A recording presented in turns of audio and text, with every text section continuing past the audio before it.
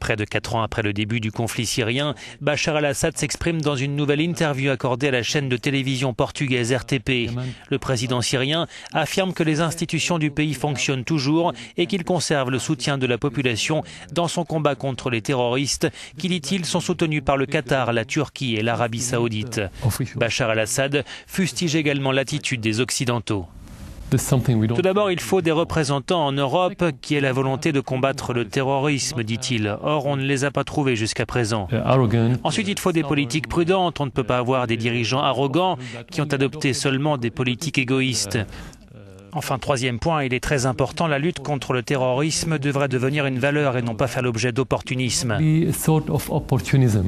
Sur le terrain, de violents combats se poursuivaient à Alep au lendemain de l'attaque spectaculaire contre un QG de l'armée. Le bâtiment a été presque entièrement détruit par une charge explosive souterraine déposée par les rebelles. Un bilan a fait état de 20 morts dans les rangs des forces gouvernementales. Alep, au nord de la Syrie, est l'ancien poumon économique du pays. Les insurgés et l'armée se partagent aujourd'hui le contrôle de la ville.